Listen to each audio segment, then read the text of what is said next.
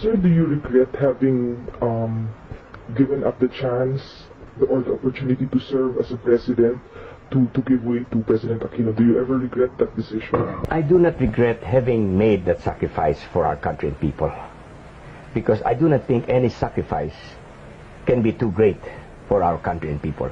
Even our lives, we must be ready to lay down our lives for our country and people.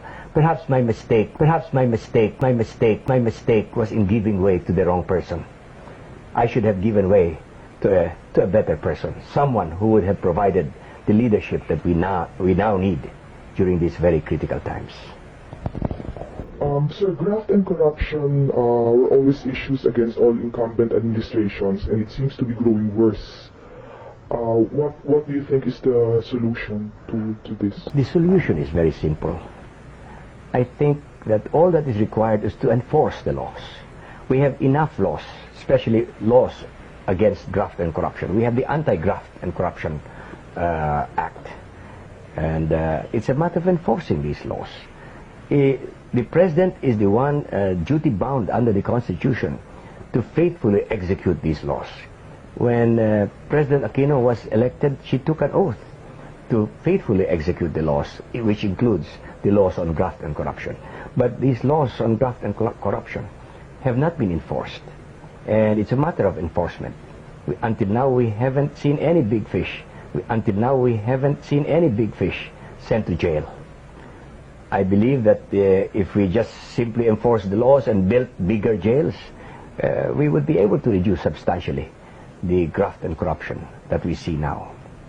What do you think should be the number one priority of this administration? The number one priority of this administration, or any administration for that matter, should be the maintenance of peace and order.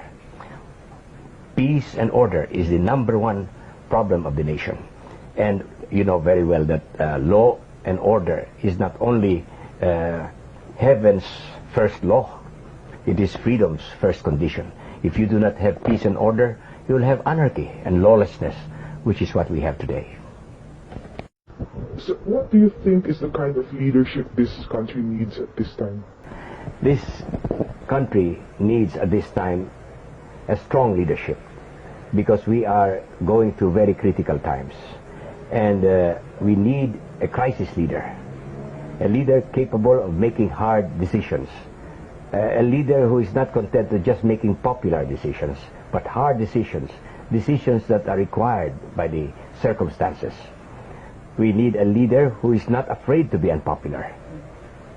We need a leader who is not afraid to even risk his life to do what is good, whatever is good for the country. So a leader during critical times requires at least 4 essential qualities. First, he must be sincere, must say what he means and mean what he says at all times. Second, he must be selfless and always subordinate himself or any interest, any personal interest, any family interest, even the interest of friends, always must be subordinated to the national interest. The third is that a leader must be able to have a good grasp of the fundamentals of good government, because that is essential to the making of correct decisions. And fourth and last is that a true leader of the people must be able to be in 3 places at the same time. A true leader must be in front of the people, to lead the people towards a definite direction. He must also be beside the people, so that he can feel their pulse and suffer with them, and even laugh with them. And third, he must be behind the people, so that when people hesitate, he can push them forward. That is what is needed now, such a leader.